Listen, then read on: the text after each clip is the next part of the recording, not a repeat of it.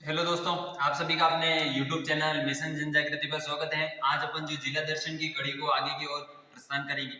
अपना जो जिला प्रशासन चल रहा था, कौन सा प्रशासन? जिला प्रशासन। और जिले प्रशासन के बारे में मैंने बताया था। अगर प्रशासन की बात करूं तो जिले के लिए एक पद नियुक्त किया गया था, उसका नाम था जिला कलेक्टर। क्या था? जिला कलेक्टर। ये जिला कलेक्टर ऐसे नहीं आया। ये क्या होता है कि मुगलों ने, मुगल थे, उन मुगलों ने क्या कर दिया? ईस्ट इंडिया कंपनी थी। क्या थी? East India company. उस ईस्ट इंडिया कंपनी को क्या दिया जाता? दीवानी अधिकार दिया जाता। क्या दिया जाता? दीवानी अधिकार। उस दीवानी अधिकार के दौरान दीवानी अधिकार, और दीवानी अधिकार हुआ होता है कि कोई कर वसूलने का अधिकार होता है। क्या होता है? कर वसूलने का अधिकार होता है। दीवानी अधिकार देने के पश्चात क्या होता है कि वहां की जो जनता है उनको कर वसूलने के लिए कुछ पद नियुक्त किए गए।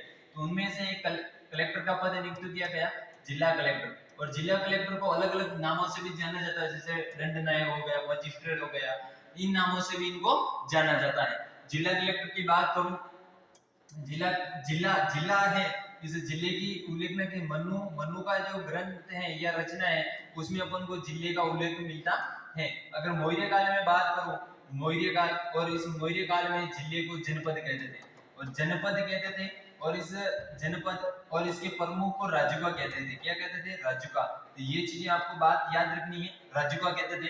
अगली बात करें कि खरीफ और रबी गिरदारी के दौरान स्थल निरीक्षण, यानी खरीफ, यानी खरीफ का मतलब मक्का आ गया, मक्का। रबी के अंदर गेहूं आ गया, ये याद रखो। साथ साथ में चीजों को जोड़ो। गेहूं के अंदर चना, चना। इस दौरान स्थल निरीक्षण करना एवं सत्यापित कर रिपोर्ट करने का दायित्व किसका है? यानी कोई खरीफ या रबी की फसल है, उसका सत्यापन करना, निरीक्षण करना स्थल पर, तो वह कार्य किसका है? रिपोर्ट करने का दायित्व किसका है? ये बात कर रहे हैं। क्या तहसीलदार साहब का है, क्या कानून को का है, या ग्राम विक सेवक अधिकारी का है, या पटवारी का है? ये खरीद होती है, वह किसका होगा? तो ये आपको पता है किसका होगा, तो यह अपने पटवारी साहब का होगा। किसका होगा?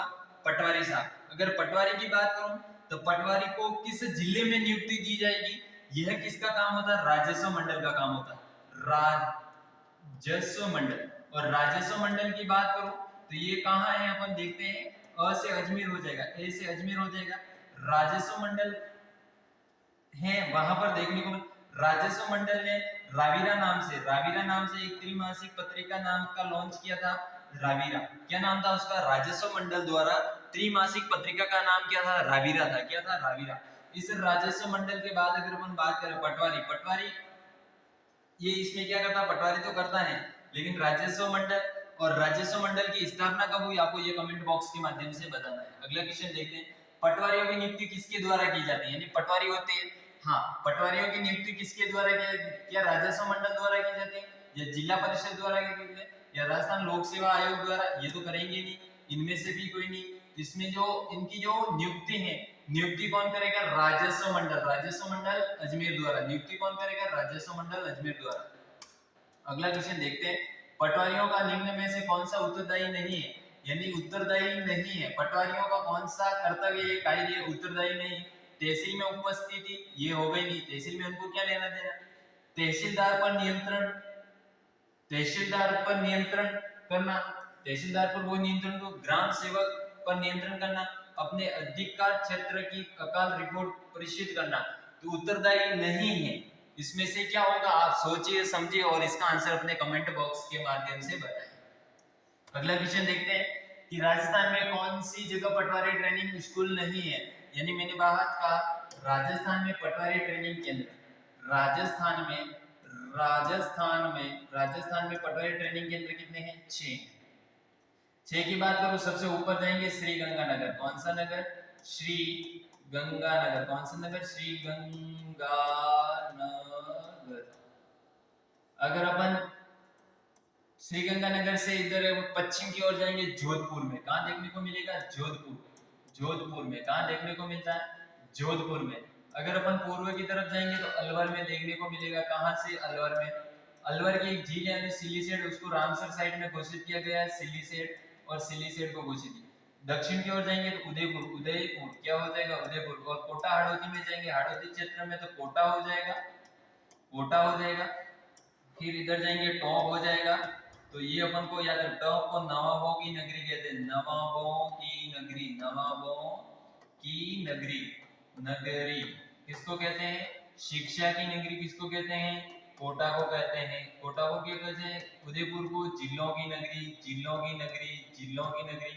जोधपुर तो कितने हो गए? 1 2 3 4 5 6, 6 जगह क्या है? राजस्थान में क्वेश्चन आ सकता है कि राजस्थान में कितनी जगह पटवारी ट्रेनिंग केंद्र है? तो वह 6 जगह है। कौन कौन से हैं? श्रीगंगानगर, अलवर, जोधपुर, उदयपुर, टोंक और कोटा हो जाएगा। क्या हो जाएगा? कोटा। तो इसका क्वेश्चन में क्या हो जाएगा? नहीं है, नहीं पूछा है। कोटा होगा, अलवर भी होगा, टोंक भी होगा, लेकिन चित्तौड़गढ़ नहीं होगा। क्वेश्चन में का आंसर क्या हो जाएगा? ये हो जाएगा। अगला क्वेश्चन देखते हैं और समझते हैं। नायब तहसीलदार किसके निर्देशन में कार्य करता है? तो नायब तहसीलदार है वो किसके निर्देशन में काम करेगा? आपको पता है तहसीलदार के निर्देशन में काम करेगा। उपखंड अधिकारी एसडीएम, एसडीओ जिसे बोल सकते हैं एसडीओ, ये बातें आपको याद रखनी है। अगला क्वेश्चन देखते हैं और समझते हैं। आज की अपनी ये क्लास यानी कि अपने जिला दर्शन और जिला दर्शन का जो टॉपिक चल रहा था, वो जिला दर्शन का टॉपिक आज अपने समाप्त हो चुका है। क्या हो चुका है? समाप्त हो चुका है, यानी एंड हो चुका है आज। इसके बाद अपन सूचना आयुक्त पढ़ेंगे, सूचना का अधिकार, और सूचना का अधिकार कब लागू हुआ वो उसकी डिटेल अपन पढ़ेंगे। आज के अपने जिला दर्शन का पूरे के टॉपिक के जो पीवाईक्यू बनते हैं यानी प्रीवियस क्वेश्चन बनते हैं, जो भी बनते हैं वो अपन ने अपने इन क्लासों के माध्यम से अपन ने अध्ययन किया किस तरह से आते हैं। तो आज की क्लास अपने ये यही समाप्त होती है। धन्यवाद सो मच।